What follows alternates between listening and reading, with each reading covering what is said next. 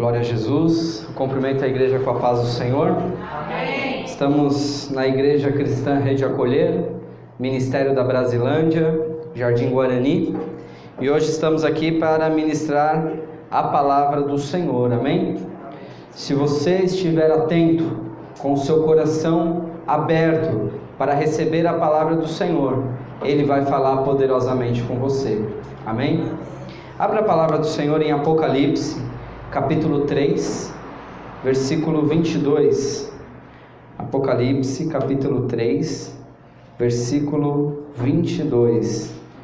Enquanto você abre, eu vou fazer uma oração.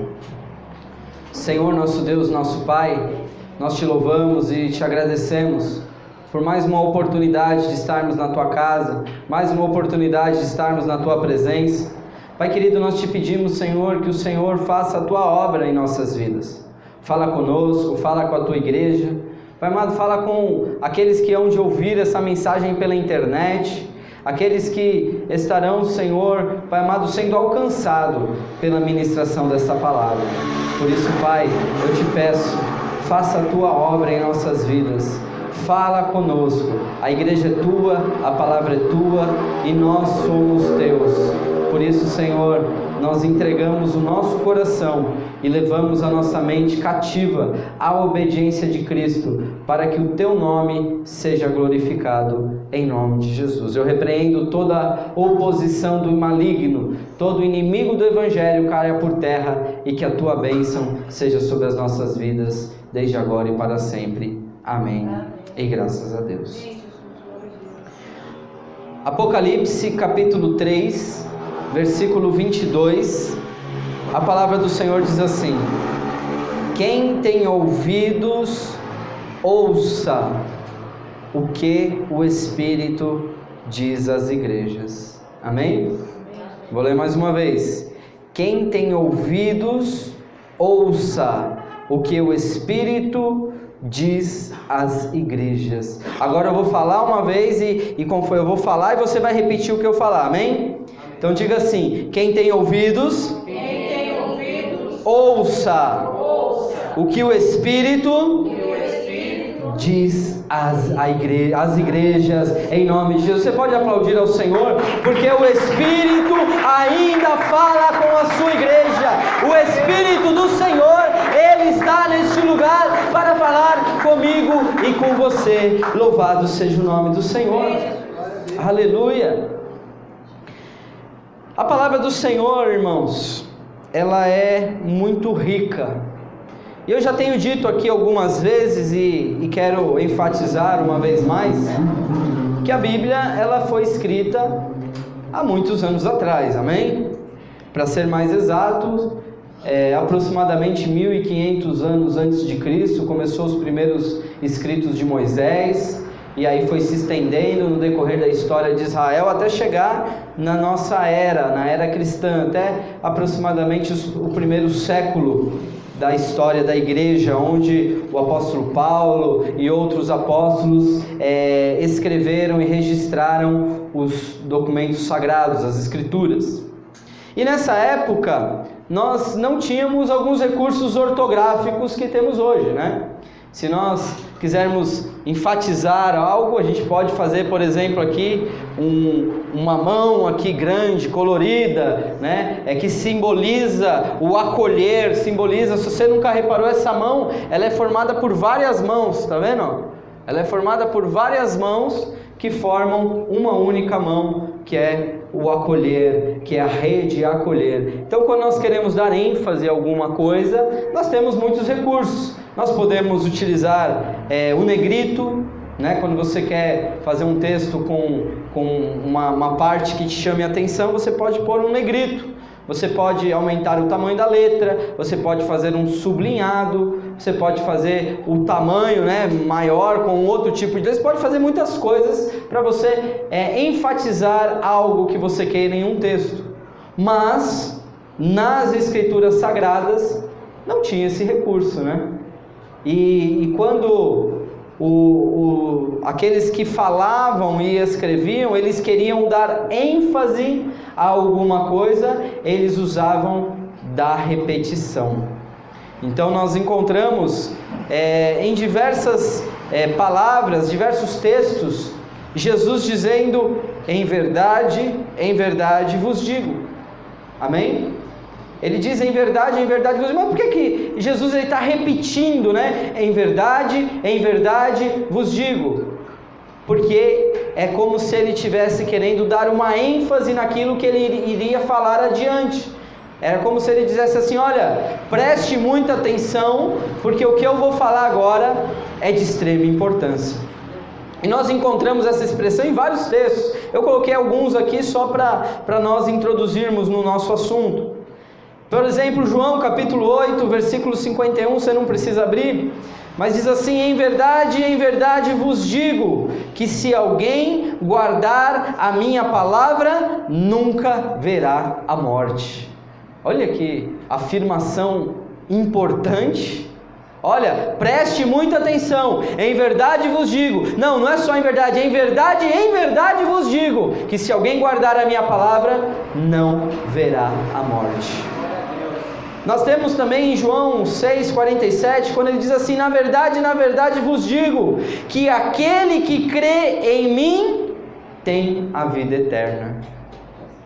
Você percebe que, para você entender o Evangelho de forma muito simples, você se atentar àquilo que Jesus ele estava dizendo com ênfase. Em verdade vos digo, que aquele que crê em mim tem a vida eterna. Esse é o Evangelho. Ah, mas pastor, eu não sei teologia, né? Nunca estudei, né? Não tenho muito estudo, nem sei ler. Mas quando você tem essa verdade no seu coração, que aquele que crê em Jesus, esse tem a vida eterna, isso basta. Você pode ser um excelente pregador do Evangelho, ganhar muitas almas para Jesus, só pelo fato de dizer: em verdade, Jesus disse que aquele que crê nele tem a vida eterna. E aí temos João 8,34, que diz: em verdade vos digo, que todo aquele que comete pecado é servo do pecado. Ou seja, eu não posso me deixar dominar pelo pecado, mas eu devo vencer o pecado em mim, porque aqui Jesus ele está dizendo que se eu cometo pecado, então eu sou escravo do pecado. Misericórdia, né? Eu quero ser escravo de Jesus, eu quero ser servo de Deus, eu quero servir o reino e não servir o pecado. E temos várias expressões, né? Que falam isso. E a que nós lemos aqui é algo semelhante que eu queria colocar. No Apocalipse, capítulo 3, versículo 22, que nós lemos, ele diz: quem tem ouvidos, ouça o que o Espírito diz às igrejas. Então, uma outra palavra semelhante a em verdade vos digo, é a expressão: quem tem ouvidos para ouvir, ouça. Então nós encontramos, eu listei aqui pelo menos 10 versículos na Bíblia que fala sobre isso, que usa essa expressão, que é Mateus 11:15, Mateus 13:43, Mateus 13:9, Marcos 4:9, Marcos 4:23, Marcos 7:16, Lucas 8:8, Apocalipse 2:29, Apocalipse 3:6, Apocalipse 3:9, e assim vai a lista interminável de versículos que o Senhor diz: quem tem ouvidos para ouvir, ouça. Se há uma repetição grande assim na palavra, significa que é algo muito importante que deve ser atendido, que nós precisamos ouvir aquilo que Jesus está falando. É bem certo que quando nós falamos quem tem ouvidos para ouvir, a Bíblia não está se referindo à audição física, amém? Nós temos aqui na nossa igreja o Anderson, que ele é um futuro ex-surdo, né? Ele é um futuro ex-surdo, porque nós cremos que Deus vai curar e que ele vai poder ouvir também com os ouvidos físicos tudo aquilo que temos falado. Isso é o que nós cremos, e nós vamos continuar crendo, e nós vamos continuar orando e pedindo para o Senhor, para que Ele realize esse milagre no nosso meio. Mas quando o Senhor diz, quem tem ouvidos para ouvir, ouça, Ele não está falando do ouvir do mundo físico, da nossa capacidade física de ouvir sons. Ele está falando da nossa capacidade de estar dispostos a ouvir. Amém? Estar disposto a ouvir aquilo que o Senhor tem a nos dizer. Você já ouviu falar aquele que dá ouvido de mercador? Nem sei se existe essa expressão mais, né? Coisa antiga, né? Ouvido de mercador. Você, né? Ou uma expressão mais comum nossa entra por um ouvido e sai pelo outro, né? Passa pela nossa audição, mas não entra no nosso coração, não desce para a nossa alma. E o que o Senhor, Ele requer de nós, que sejamos praticantes da sua palavra e não tão somente ouvintes, né? Muitos são os ouvintes. O Daniel, que é um ex-ateu, né? Que ele está aqui. Eu lembro certa feita que nós tivemos uma breve conversa sobre o tema, sobre o assunto. Não sei se você vai lembrar, que ele falou assim: eu já li a Bíblia, né? Eu já li a Bíblia, eu conheço o que está escrito na Bíblia. E ele era ateu, ele não acreditava em Deus. Então, ouvir a palavra de Deus tão somente não basta. Muitos são os que ouvem, muitos são os que conhecem. Nós temos aí músicas de cantores seculares, né, que cantaram a Bíblia. Nós temos Renato Russo, lá do Legião Urbana, que cantou o 1 Coríntios 13, né? Nós temos o próprio Raul Seixas, que colocava ali alguns elementos bíblicos, né? Tem uma música dele que se chama Judas, né? Falando ali da traição de Cristo, do traidor Judas Iscariotes. Enfim, nós temos muitas pessoas que até já ouviram falar, mas que não querem ouvir. Amém? Glória a Jesus. Quem tem ouvidos para ouvir, ouça o que o Espírito diz às igrejas. Você está disposto a ouvir, irmãos? O que o Senhor tem para te dizer essa noite? Eu vou fazer mais uma oração. Feche seus olhos. Senhor, meu Deus, meu Pai, eu coloco diante de Ti os ouvidos espirituais da sua igreja, Pai. Eu coloco diante de Ti, Senhor, Pai amado, a capacidade de desejar, ouvir e praticar a Tua palavra. Porque assim como o Senhor disse aqui em Apocalipse e tantos outros textos, quem tem ouvidos para ouvir, ouça. Eu te peço, Senhor, que o Senhor aguce os nossos ouvidos nesta noite, para que possamos ouvir a Tua palavra. Senhor, em nome de Jesus, Pai, manifesta o Teu poder, e todos aqueles que irão ouvir o que será dito nesta hora, que estejam dispostos também para ouvir com o coração. Amém? Glória a Jesus. Hoje é dia de ceia, irmãos. Hoje é um dia em que nós vamos nos assentar à mesa com o Pai, e nós vamos celebrar a morte de Cristo. Amém? O corpo celebrando o pão simbolizando o corpo, e o sangue, o vinho, significando sangue. E nós precisamos ouvir a voz de Deus que nos confronta nessa noite. Amém? Glória a Deus. Não é uma palavra que muitos pastores gostam de pregar. Não é uma palavra que lota a igreja, mas é uma palavra extremamente necessária para uma vida de um cristianismo legítimo, de um cristianismo de posição. É o que nós estamos fazendo esse ano, não é, irmãos? Nós fizemos um propósito, 21 dias de jejum, buscando o quê? A coroa de santidade, buscando a coroa de santidade. Então, hoje nós vamos falar de algumas coisas aqui pesadas, mas de extrema importância. Amém? Glória a Deus. A primeira pergunta que o Senhor faz para você e para mim nesta noite é: você tem ouvidos para ouvir que o pecado mata? É uma pergunta que você não precisa responder. Você está disposto a ouvir que o pecado mata? Em Tiago capítulo 1, versículo 14 e 15, a palavra do Senhor diz assim: mas cada um é tentado quando atraído e engodado pela sua própria concupiscência.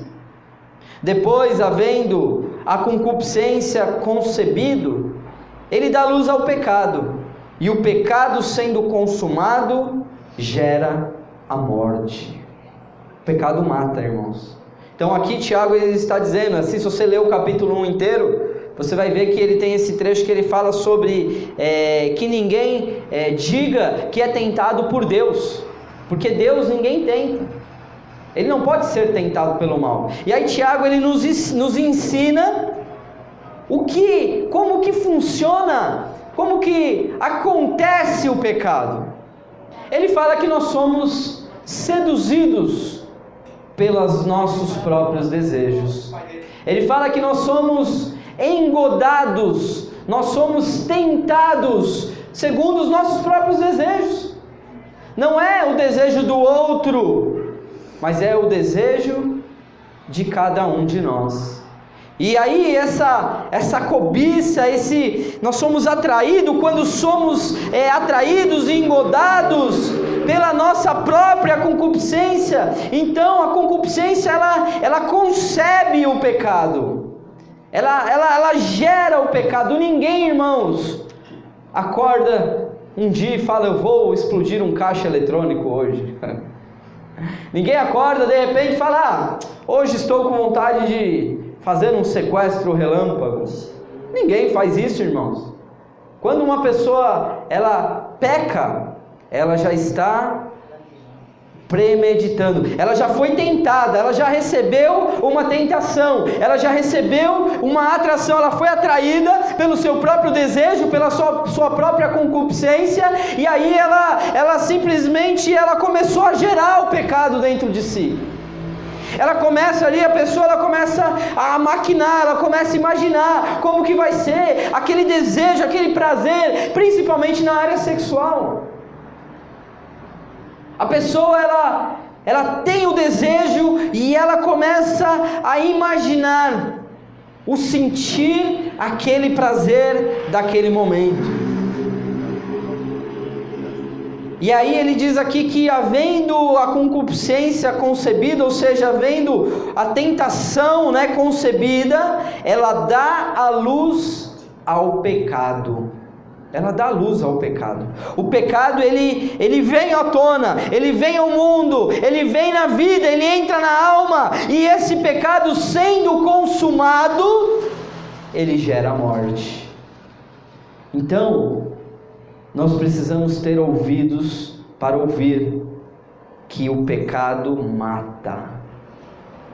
Depois o apóstolo Paulo, ele também fala sobre essa questão do pecado em 1 Coríntios capítulo 15, versículo 56, quando ele diz assim: ora, o aguilhão da morte é o pecado. O aguilhão é aquele do escorpião, sabe? O escorpião ele não faz mal para ninguém, ele tem só uma pincinha assim que ele pode beliscar alguém, né? Mas o aguilhão, aquilo que vem na cauda, é onde está o veneno, é o aguilhão que mata, é o aguilhão que se tocar, se despejar o veneno na vida da pessoa, a pessoa morre por uma picada de escorpião. Um inseto que não tem assim 5 centímetros, 10 centímetros de tamanho, que se você pisar com o seu pé você mata. Mas ele tem um aguilhão. E aqui o apóstolo Paulo faz essa comparação. Ela diz assim: olha, o aguilhão da morte é o pecado. E aí ele continua dizendo: e a força do pecado é a lei. Como assim, pastor? A lei de Deus é a força do pecado? Aí o apóstolo Paulo ele explica isso em Romanos 7, Romanos 7, versículo 13, quando ele diz assim: logo tornou-se o bom em morte, falando da lei, né? Logo me tornou o bom em morte, de modo nenhum. Mas o pecado, para que se mostrasse pecado, operou em mim a morte pelo bem, que era a lei de Deus, a fim de que pelo mandamento o pecado se fizesse excessivamente maligno. Aqui o apóstolo Paulo, ele nos ensina que o pecado não é brincadeira. Aqui ele fala da lei, porque a lei diz: não cobiçarás. E se eu não soubesse que cobiça é pecado, como que eu poderia ser tentado a ser cobiçado? Eu não saberia que aquilo é pecado. Mas hoje nós temos o Espírito Santo que nos convence do pecado, da justiça e do juízo. E quando a tentação vier na sua vida, irmão, o pecado, o Espírito Santo, ele vai sinalizar, vai falar assim: opa, atenção, não vai por esse caminho, porque esse é um caminho de morte. O pecado se mostrou tão terrível, usando da própria lei de Deus para destruir e gerar a morte na vida das pessoas. E temos aqui o Romanos clássico, capítulo 6, versículo 23, a parte A só do versículo, que diz assim: porque o salário do pecado é a morte. Amém? Irmãos, pecado é uma coisa séria, irmãos, que nós não podemos brincar. Porque tem muito crente, irmãos, que está brincando com o pecado e pode se machucar. O pecado é como um barranco escorregadio.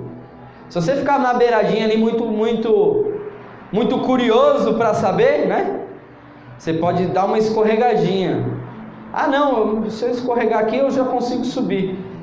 Mas aí você vê que quando você escorrega, depois para subir é mais difícil, porque quando você dá um passo para cima, você dá 2 para baixo, você escorrega mais 2 para baixo, porque o pecado, ele quer produzir a morte na minha vida e na sua vida, ele quer roubar a nossa fé, ele quer matar e destruir a nossa esperança, ele quer matar a nossa comunhão com Deus, porque o pecado é algo excessivamente maligno, como disse aqui o apóstolo Paulo.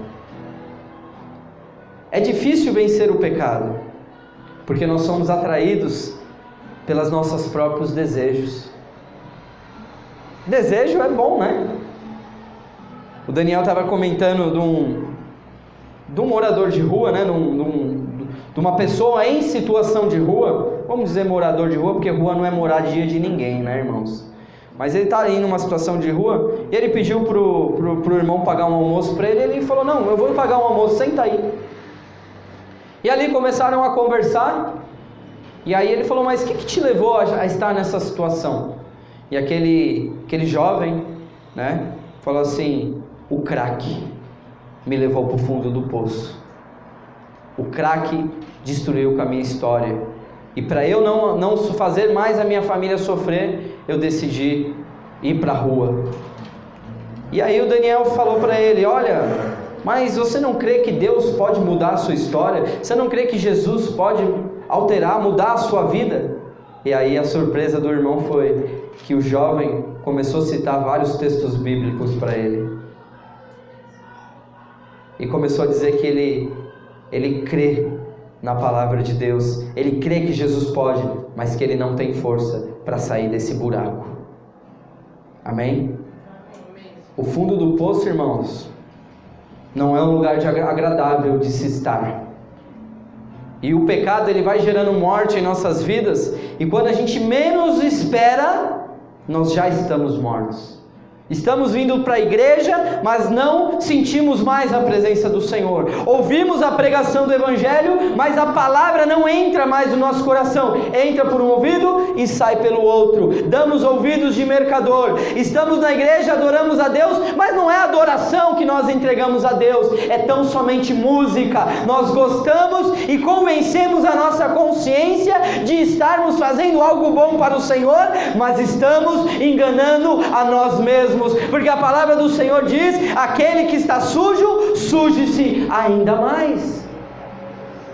Mas aquele que está limpo, aquele que está santo, santifique-se ainda mais. Irmãos, você tem ouvido para ouvir que o pecado mata, o pecado destrói. O diabo é só um coadjuvante nesse processo. O diabo ele só vai produzir cenários com as legalidades que o pecado vai dando para ele. O diabo e os demônios só vão ganhando espaço. Mas o pecado precisa ser vencido por mim e por você. É uma palavra de alerta. Aquele que tem ouvidos para ouvir, ouça o que o Espírito diz às igrejas. Depois, o segundo aqui: você está disposto, você tem ouvidos para ouvir que o arrependimento é necessário? Em Lucas capítulo 13, versículo 1 ao 3, ele diz assim: ora, naquele mesmo tempo, estavam presentes alguns que lhes falavam dos galileus, cujo sangue Pilatos misturava com os sacrifícios deles. Versículo 2, respondeu-lhes Jesus. Respondeu-lhes quem, irmãos? Foi Jesus, né?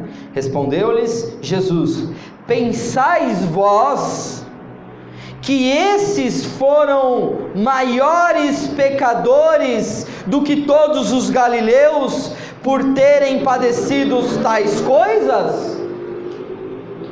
Jesus responde no versículo 3 dizendo: não, eu vos digo, se não vos arrependerdes, todos de igual modo perecereis. Eita lasqueira, agora vai, hein, irmãos? Porque Jesus, aqui imagina nós aqui reunidos, Jesus está aqui conosco, sentado aqui na tribuna, né? Como os nossos irmãos da outra denominação gostam de dizer. E aqui Jesus está sentado na tribuna, a gente está aqui conversando. Ô Jesus, você viu? Ali como os macumbeiros ali, né? Foram para o inferno, vamos dizer assim, né? E aí Jesus olha para nós, crentes, servos de Deus, e diz assim: vós pensais que se não se arrependerdes, não terão o mesmo fim que eles? Jesus está nos dizendo que o arrependimento é necessário, irmãos. Não basta, eu pequei, mas glória a Deus, vamos seguir em frente, basta cada dia o seu mal. Não, irmãos, é necessário um arrependimento. O que é se arrepender? Se arrepender é ficar chorando pelos cantos? Não, até existe uma tristeza que produz o arrependimento. O Senhor fala sobre isso lá na carta aos Coríntios. Ele fala da tristeza que produz o arrependimento, que não é como o mundo. A tristeza segundo o mundo produz a morte, mas a tristeza segundo Deus produz o arrependimento, que leva à salvação. Mas arrependimento não está relacionado tão somente com os sentimentos. O arrependimento está relacionado com uma mudança de mente, com uma tomada de decisão. Quando aquele desejo, aquela tentação vier, você tem que falar não. Você tem que falar: eu não quero mais, chega, eu não aguento mais, Jesus me ajuda, eu não quero mais pecar contra o meu Deus. É um choque, é uma luta. A sua carne quer, a sua carne deseja, mas o arrependimento vai te fortalecer para você escolher a Deus.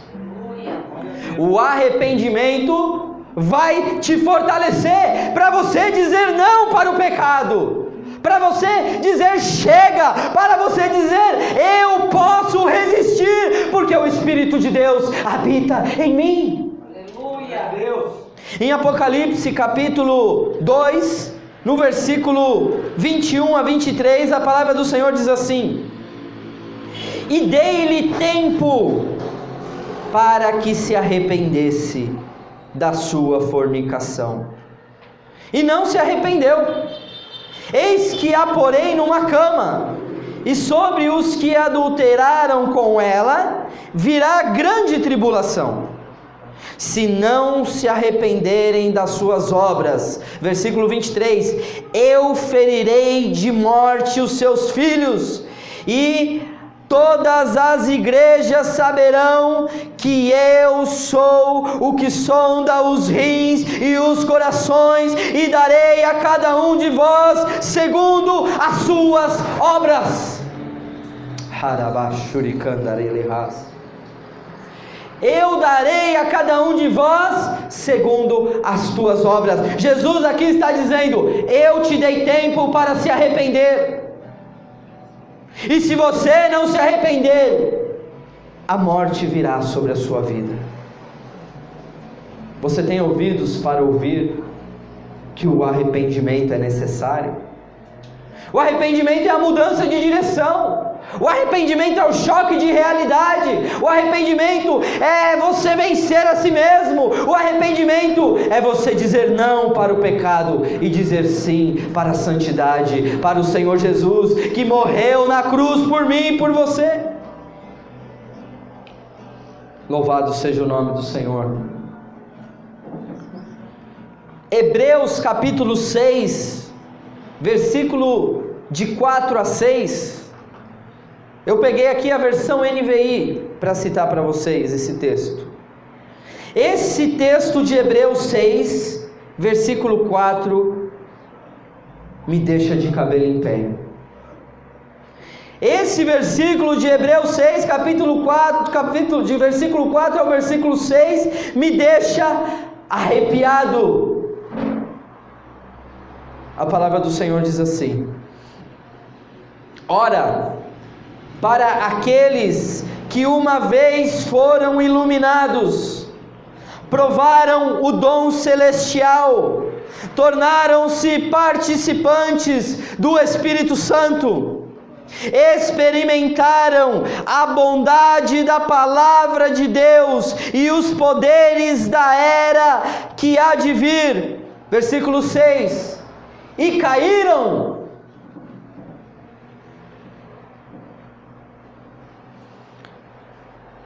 A palavra do Senhor diz: é impossível que ele seja conduzido ao arrependimento.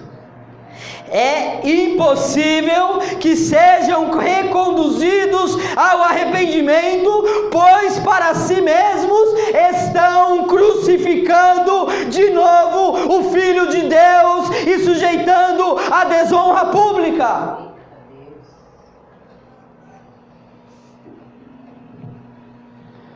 Irmão, eu não prego essa mensagem com lágrimas, com um sorriso no rosto. Eu também não estou aqui para pregar aquilo que você quer ouvir. Eu não estou aqui para passar a mão na cabeça daquele que eu quero que vá morar no céu comigo. Você tem ouvidos para ouvir o que o Espírito diz às igrejas? O arrependimento é necessário. O arrependimento é para ontem. E depois eu vou me arrepender. A Bíblia diz que Moisés... Eu sempre olho para o Daniel e eu lembro de Moisés, né? Não por causa da barba, tá, irmãos? É por causa não é que ele está ali estudando Moisés. Ele tem alguns textos que falam muito com ele. E Moisés, ele lá em Hebreus 11 diz que ele preferiu sofrer com os irmãos do que gozar dos pecados momentâneos. Ele decidiu renunciar a sua posição de honra como filho da filha de Faraó, e ele decidiu sofrer como um escravo hebreu juntamente com o seu povo. Louvado seja o nome do Senhor. Agora eu quero que você... Obrigado, irmão, Deus abençoe.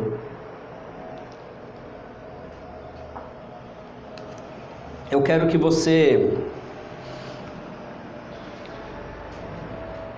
abra o seu coração para o que eu vou dizer agora. Você tem ouvidos para ouvir que o inferno é real? Primeira pergunta foi: você tem ouvidos para ouvir que o pecado mata? A segunda foi: você tem ouvidos para ouvir que o arrependimento é necessário? E agora, a palavra do Senhor, o Senhor Jesus está nos falando, está nos perguntando: você tem ouvidos para ouvir que o inferno é real? Em Lucas capítulo 12, no versículo 4 e 5, a palavra do Senhor diz: e digo-vos, amigos meus, não temais os que matam o corpo, e depois não tem mais o que fazer. Versículo 5: mas eu vos mostrarei a quem deveis temer. Temei aquele que depois de matar tem o poder para lançar no inferno. Sim, vos digo, a esse temei. Quem é aquele que pode lançar alguém no inferno, irmãos? O diabo? Não. Os demônios? Não.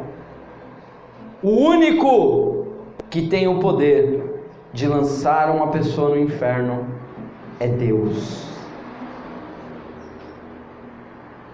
E aqui Jesus, ele está nos dizendo e nos alertando, dizendo: olha, o inferno é real, e você precisa ouvir que o inferno é real, e você precisa temer aquele que pode mandar você para o inferno.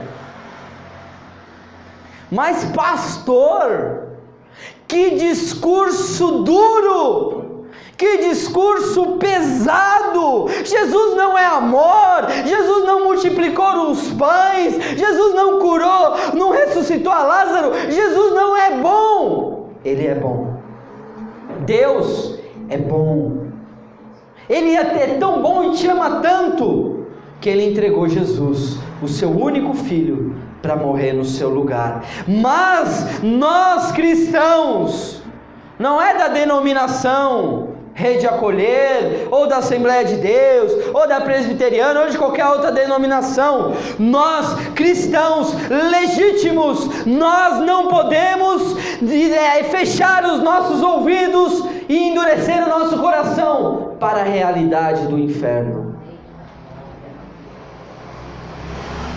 Eu queria que a palavra do Senhor dissesse que o inferno foi feito única e exclusivamente para o diabo e seus anjos. Mas a Bíblia diz que o inferno foi feito para eles e para todos aqueles que não forem achados no livro da vida. Todos aqueles que não forem encontrados, os seus nomes escritos no livro da vida do Cordeiro, esses viverão a segunda morte, esses serão lançados, e não vai ser pelo diabo não, vai ser por Deus, porque naquele grande dia, Ele dirá: apartai-vos de mim, malditos, para o fogo eterno. Meu Deus!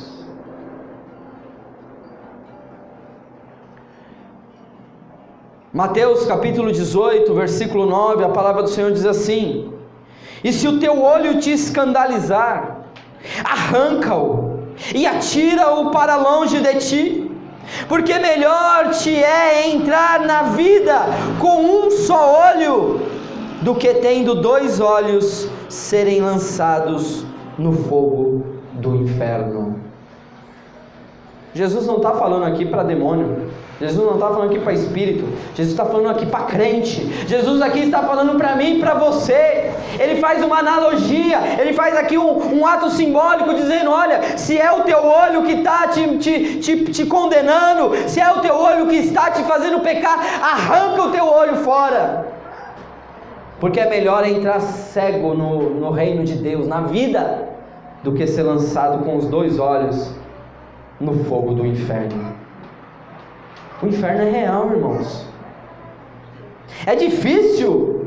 O mundo não quer acreditar. O mundo não consegue compreender de dizer assim: não, mas você acha que Deus vai mandar pessoas para o inferno? A resposta é sim. Não porque Deus é mau, mas porque Deus, Ele já deu a oportunidade. Deus, Ele é justo. Deus, Ele já deu, Ele já entregou o Seu Filho para todo aquele que nele crê, tenha vida eterna. Para todo aquele que crê em Jesus não morra. Aqui, como nós lemos no começo, em João capítulo 8, versículo 51, que diz: em verdade vos digo, que se alguém guardar a minha palavra, nunca verá a morte. É só crer em Jesus, é só se posicionar, é só vencer o pecado, é só se humilhar aos pés do Senhor, clamando por misericórdia, batendo no peito, dizendo: Jesus, tem misericórdia de mim, que sou um pecador, me ajuda a sair desse lamaçal do pecado, porque o inferno é real. E muitos estão indo para o inferno diariamente. Apocalipse capítulo 20, versículo 13 a 15. A palavra do Senhor diz: e deu o mar os mortos que nele havia, e a morte e o inferno deram os mortos que neles havia, e foram julgados, cada um segundo as suas obras. Versículo 14: e a morte e o inferno foram lançados no lago de fogo. Esta é a segunda morte, e aquele que não foi achado escrito no livro da vida foi lançado no lago de fogo. Amém, irmãos? Aquele que não foi achado no livro da vida será lançado no fogo, no lago de fogo. E aqui, irmãos, eu nunca vi, às vezes a gente ora aqui, né, quando alguém aceita Jesus, e a gente faz aquela oração assim: Senhor, escreve o meu nome no livro da vida. Mas quando na verdade nós não encontramos nenhuma passagem bíblica que diz que algum nome foi escrito no livro da vida. A Bíblia fala que o nome pode ser riscado do livro da vida. Então se você é crente, irmão, em Cristo, se você serve a Jesus, se posiciona, não deixe o inferno entrar na sua casa, porque se o seu nome não for achado no livro da vida do Cordeiro, a tua eternidade vai ser complicada. Amém? Glória a Jesus.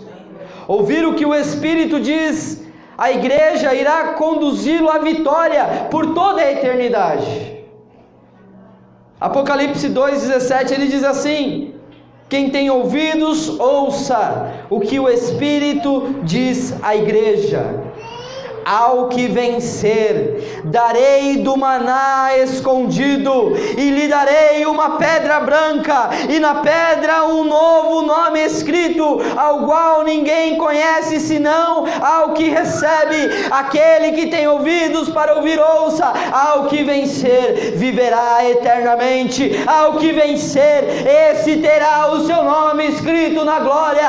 Ao que vencer, esse comerá do maná escondido.